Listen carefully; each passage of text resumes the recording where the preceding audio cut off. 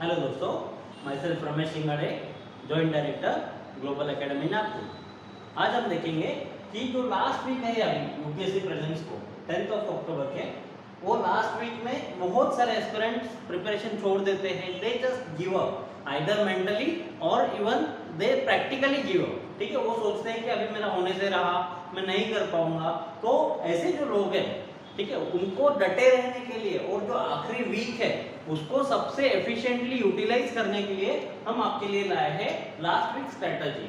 ठीक है, चलो first and the most important point is last minute revision. अभी बहुत सारे बच्चों का ऐसे होता है, मोर देन 90% एस्पिरेंट्स का ऐसे होता है कि लास्ट वीक में उनको समझ ही नहीं आना कि क्या प्रिपेयर करना है, कैसे करना है। दे आर जस्ट स्क्रैम्बल, कुछ नहीं समझ में आता। बहुत सारे कंफ्यूजन होते हैं कि क्या पढ़ना है। देखो, टाइम क्रंच तो ऑब्वियसली रहता है, तो अगर आप पॉलिटी के पीछे भागोगे करंट छूट जाएगा, मैप करने बैठोगे तो हिस्ट्री छूट जाएगा। ठीक है, so this is the most important topic कि जहाँ पे बच्चे फंबल हो जाते हैं और उसी की वजह से उनका फाइनल क्लियर नहीं होता। ठीक है, तो अभी हम देखेंगे कि लास्ट मिनट रिविजन का इंपॉर्टेंस क्या है। दोस्तों, आपने सारा कुछ पढ़ लिया है, you have complete the syllabus, just have faith in yourself that आपने जो भी चीजें आपको पढ़नी थी वो पढ़ चुके हो। ठीक है, so first and most important point is no new reading in this few days. Last जो डेज है वहां पे आप कुछ भी नया नहीं पढ़ोगे। आपको बस एक ही चीज करनी है जो ऑलरेडी आप पढ़ चुके हो, बस उन्हीं चीजों को आपको रिवाइज करना है। This is the most important point. अगर आप अभी भी कुछ नया पढ़ रहे हो then this is very wrong strategy. ये आपको नहीं करना है, चाहे किसी भी हालत में। ठीक है, so you have to only revise the things. अभी हम रिवीजन का शेड्यूल पे देखेंगे कि कौन सा सब्जेक्ट कब रिवाइज करना है। ठीक है, so second important thing PYQ, previous year question. देखो दोस्तों, अभी आपको लास्ट वीक में कोई भी कोचिंग इंस्टीट्यूट के पेपर सॉल्व नहीं करने हैं। आपको जितने कॉम्प्रिहेंसिव पेपर सॉल्व करने हैं आप कर चुके हो। अभी now this is the last week. अभी आपको क्या करना है, यूपीएससी के जो प्रीवियस ईयर पेपर थे 2014 से लेके 2020 तक, ठीक है, तो वो पेपर आपको लेने हैं। उनके क्वेश्चन से जस्ट गो थ्रू देम। आप वो लैंग्वेज को एक्लेमेटाइज करने की कोशिश कीजिए। आपको समझना है कि यूपीएससी कैसे लैंग्वेज यूज करता है, कैसे उनके क्वेश्चंस में हिंट्स छुपे होते हैं, कैसे वो ट्रैप करते हैं बच्चों को क्वेश्चन में। कुछ कुछ वो एक ही वर्ड चेंज कर देंगे, बाकी पूरा स्टेटमेंट सेम रखेंगे एंड जो स्टेटमेंट होगा पूरा मीनिंग उसका चेंज हो जाएगा। ठीक है, तो वो ऑफिशियल लैंग्वेज जो होती है यूपीएससी के पेपर की, उसके साथ आपको रूबरू होना है। ये चीज हमेशा याद रखना। इसीलिए दोस्तों अभी आपको क्या करना है, यूपीएससी का जो फाइनल एग्जाम का टाइम होगा 9 से 11, take one paper at a time. Just start with the reverse order. 2020 का पेपर लीजिए, just go through the questions and try to find the correct answer. इसके आपको बहुत मल्टीपल बेनिफिट्स होंगे। First important thing is that UPSC अपने questions को repeat करता है, प्रीलिम्स में भी और मेंस में भी। प्रीलिम्स में तो डायरेक्टली रिपीटेड क्वेश्चंस आते हैं बहुत सारे, तो it will directly benefit you. ठीक है, सेकेंड चीज आपको ट्रेंड समझ में आएगा कि यूपीएससी का ट्रेंड कैसा है, कौन से सब्जेक्ट को कितना वेटेज दिया जा रहा है। ठीक है, सो ये सब चीजें आपको बेनिफिट करेंगी। एंड इसीलिए आपको जो लास्ट 7 दिन है उसमें बस just you have to go through the previous year questions. Stop solving जो कोचिंग इंस्टीट्यूट के पेपर्स होते हैं, don't solve them now. Third thing, revision का शेड्यूल कैसा होना चाहिए।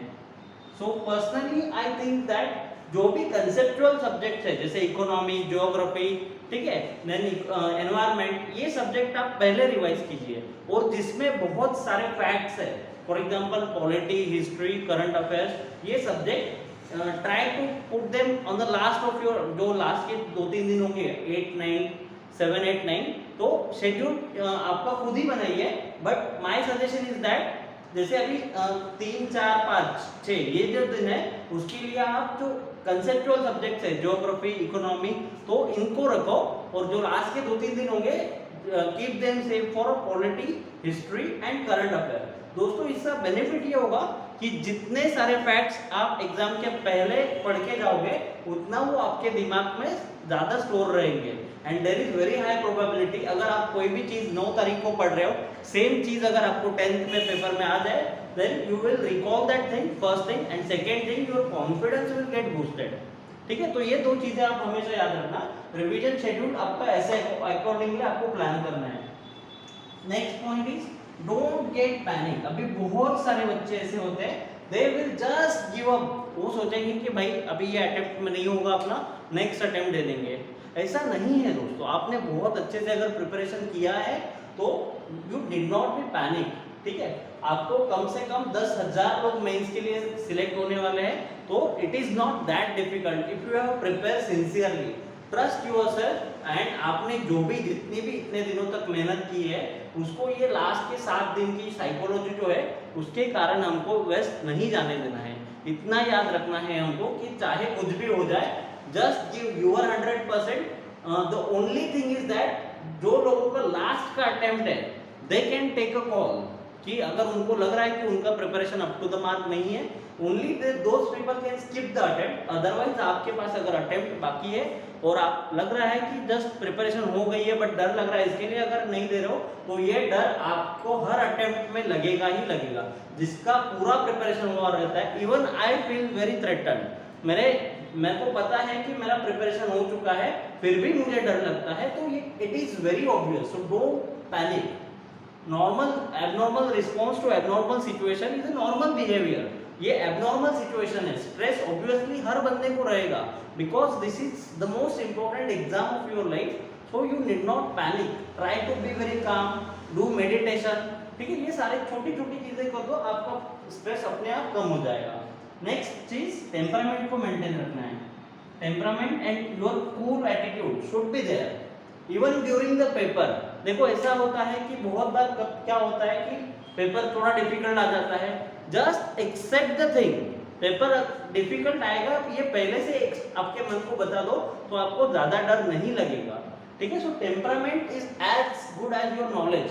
आपके पेपर में आपका जो नॉलेज होता है it plays role of up to 40%, उसके ऊपर जो होता है 40% your temperament and your approach to the paper, and बाकी बचे जो फैक्टर्स होते हैं वो सारे कंट्रीब्यूट करते हैं। तो ऐसा नहीं है कि ओनली आपका जो प्रिपरेशन लेवल है या आपका नॉलेज है, only on that basis you are not going to clear your prelims, ये भी उतना ही जरूरी है, ठीक है। सेकेंड चीज, जैसे मैंने लास्ट वीडियो में बताया था कि कोविड-19 का जो स्ट्रेस है या फिर उसके लिए आप अगर डर रहे हो तो keep those things out of your mind. अभी लास्ट के जो दिन है आपको अपने प्रीलिम छोड़ के बाकी कुछ भी अपने दिमाग में नहीं लाना है, okay. Next point, D-Day plan. अभी दिस इज वेरी इंपॉर्टेंट। अभी बहुत सारे जो फर्स्ट अटेम्प्ट और सेकेंड अटेम्प्ट वाले बच्चे होते हैं उनको पता ही नहीं होता कि exam is very ordered thing, इसको आपको वेल मैनर में प्रिपेयर अपीयर होना है। जैसे आपका पूरा मिनट टू मिनट जो डी-डे होगा 10th ऑफ अक्टूबर का, your every minute should be ready कि आपको ये पेपर ये टाइम पे मैं ये करूंगा। सो personally I will suggest that in the जो भी आपका 10th अक्टूबर का डे होगा, reach to the exam center well before. Second thing, try to have some breakfast before the exam. बहुत सारे बच्चे होते हैं, अगर ब्रेन को ग्लूकोज नहीं मिलेगा then you cannot perform good in your paper, ठीक है। so have Red Bull, either or Red Bull or coffee and some apples or something, so it will help you to retain your glucose level maintenance, okay।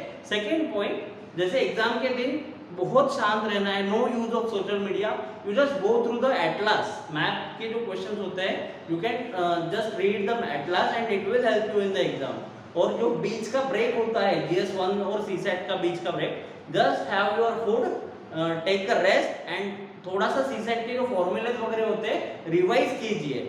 ये गलती बहुत aspirant करते हैं कि जो बीच का ब्रेक होता है, सो व्हाट दे डू कि पूरा मतलब ये कर देते हैं कि GS का पेपर 1 जो है वो डिस्कस करते रहते हैं। Don't do such silly things, ठीक है। आई wish you very all the best. अभी मैं आपको एक शेर बताऊंगा कि आपको मोटिवेट रखने के लिए, जिंदगी की असली उड़ान अभी बाकी है, मेरे हौसलों का इम्तिहान अभी बाकी है, अभी तो नापी है हमने मुट्ठी पर जमीन, अभी तो सारा आसमान बाकी है। So I wish you all the best to all of you. Please like, comment and share if you like this video, and please don't forget to subscribe our channel Global Academy Nagpur. Thank you.